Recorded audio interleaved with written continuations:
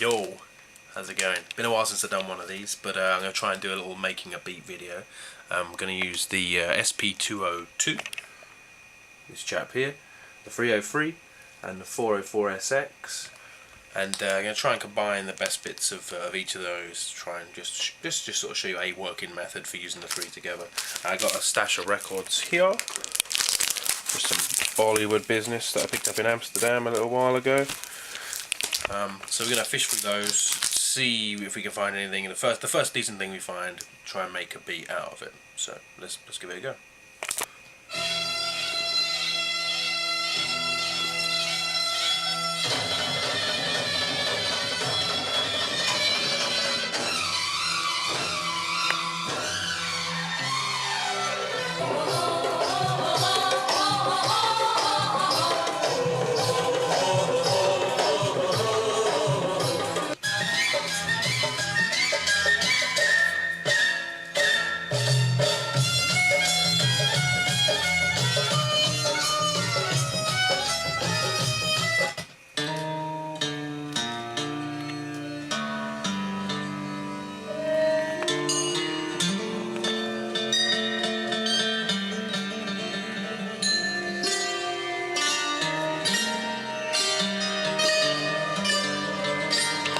That's real nice.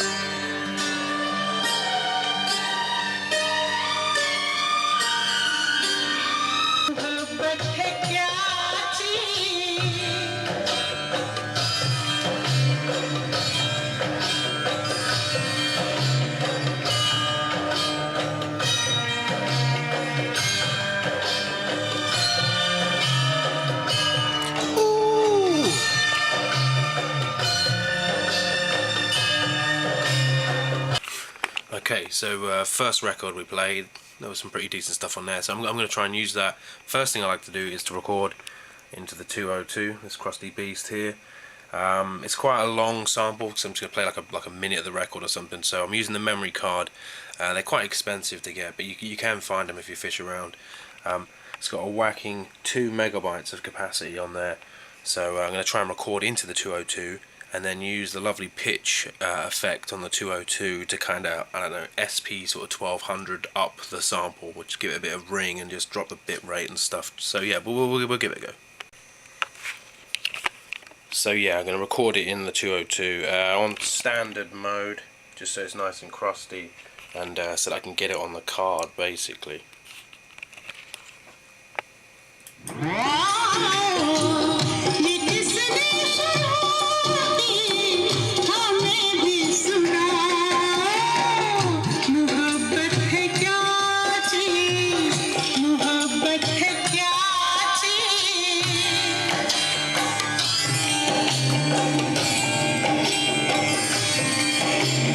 So I've recorded it in standard, pitched it down a little bit with the pitch effect.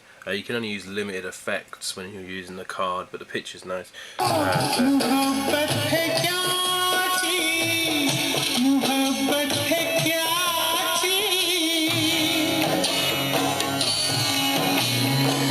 So I'm going to record that from here into the 404, because the 404 is just much easier to chop stuff up. You can't resample or do much in here. So I'm going to put it in the 404, loads of capacity, it's fast, all that business, and yeah, I'll be able to chop it up and start building some stuff in there, hopefully.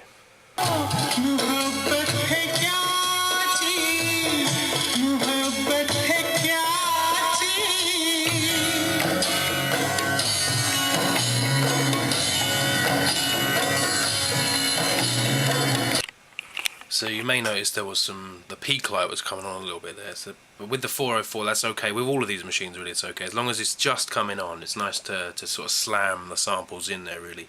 You don't want to over peak it obviously, but a little bit of peak is okay. I also recorded it in mono. You get all sorts of weird sort of polyphony limits if you go into stereo, so for the sake of this I'm just going to do it in mono just to keep my life easy.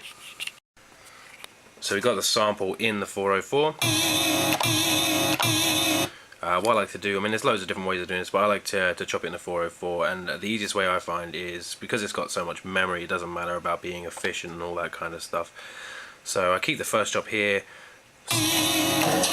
and then the second chop's going to start on the sort of the second beat of the sample, I suppose. But I'll copy that pad to this pad, and then I'll mark and truncate from there, copy onto the next one, copy onto the next one, and just keep basically moving the sample along. So everyone will be a long sample, which is really wasteful, but because you've got so much memory, it doesn't matter.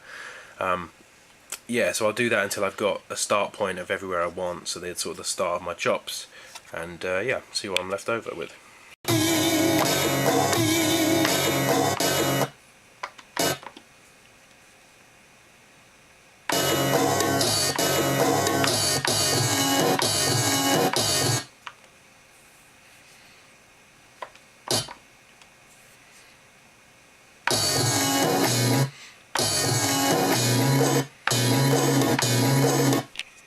Okay, so I've got it all chopped up into tiny little pieces. Go.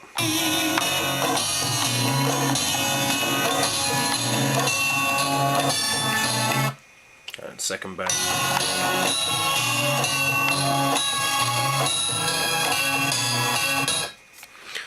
So now it's all in tiny bits. It takes a little while to do that, and if you mess up on your mark points, you can always go into the start end point and adjust it. But yeah, so to get some chops out, 24 bits to play with there. So hopefully there's something I can do with that. So in order to build the drums, I really need something to establish the sort of tempo and also the kind of rhythm of the thing. So I normally just scratch out. I'm not precious about this, but I'll scratch out just a 2-bar loop of something. So something like this, but where I know the kind of the rhythm of it is about right and the tempo is about right, so that I can then build the drums and then come back and actually do the samples properly. But this just sort of lays down a sort of groove, as it were. So I don't know. I mean, I'm just making this up, but.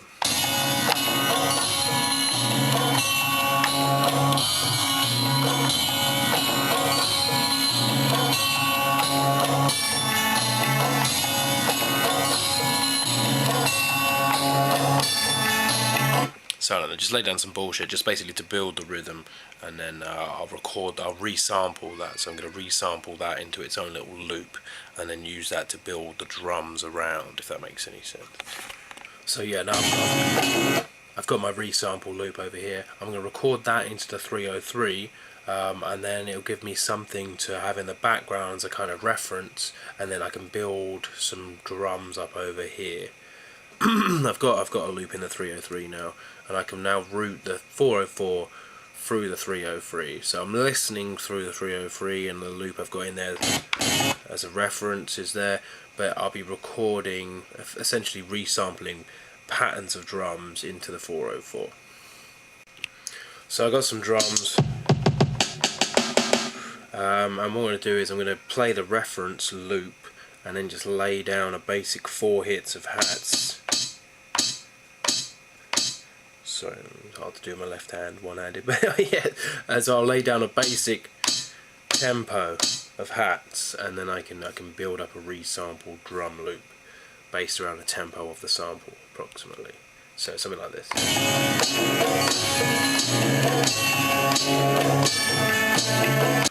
So I got my basic 4 that just loops around, and then I'll just keep building on that with the resample method. So.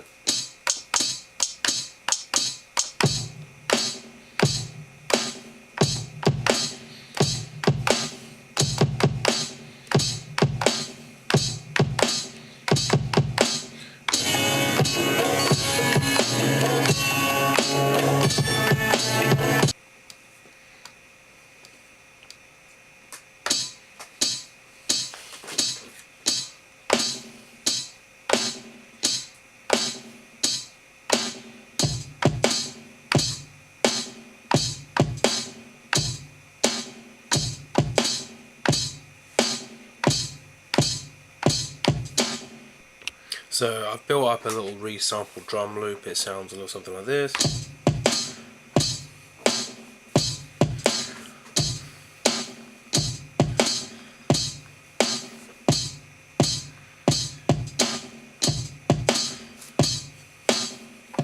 Nothing too fancy, but I'll record that now into the 303, and then I can start mucking around with making new patterns. Because you can do this cool thing in the 303 where you can play a loop and external source resample over it. So I'll put the drums in the 303 as a loop, and then I'll just muck around on here and just keep recording in different patterns until I build up a little sequence, well, a little series of patterns that I can use to make a sort of sequence or something. So I've got the drum loop in the 404, and I got all my chops over here. I like to turn these down pretty quiet, since they're pretty quiet relative to the drums.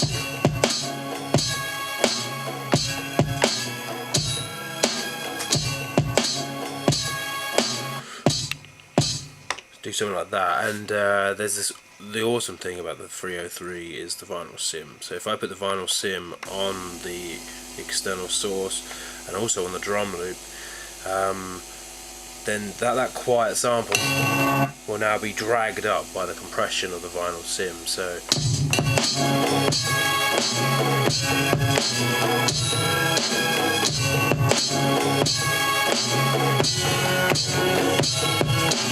So now I'm just going to resample into the 303 using this external source.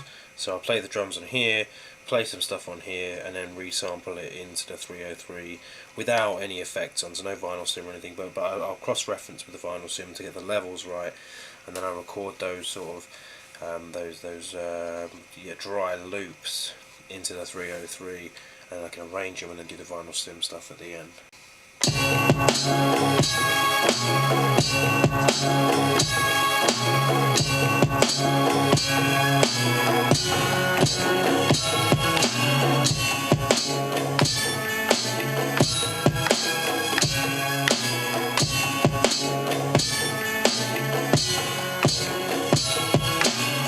And yeah, once you got some patterns in there, you can apply vinyl sim. I like to crank the compression, turn the other bits down a bit, and then you've got some loops to play with.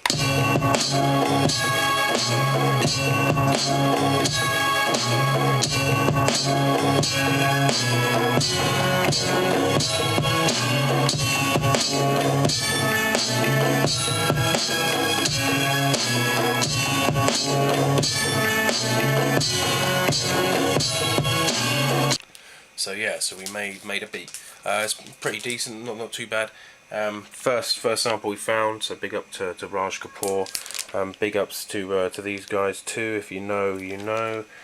We use the 202 here for its grit, sampling in. We use the 404 for its speed and its capacity, and then we use the 303 for its lovely finishing effects. I mean, it's not the only way to use these guys by any means, but it's just a method that I've been using a bit recently. Normally get the computer involved a bit as well, maybe resampling a synth for a bass line or something, but this is just a quick beat just to put together some loops and show you different ways of bouncing between these machines. So yeah, so here's the whole thing. Hope you like it, and beat tape is out now on Gohan tapes. Lovely yellow cassette there. If you want to hear some more 202, 303, 404, some bangers, then check that out. Alright, thanks guys, cheers, bye.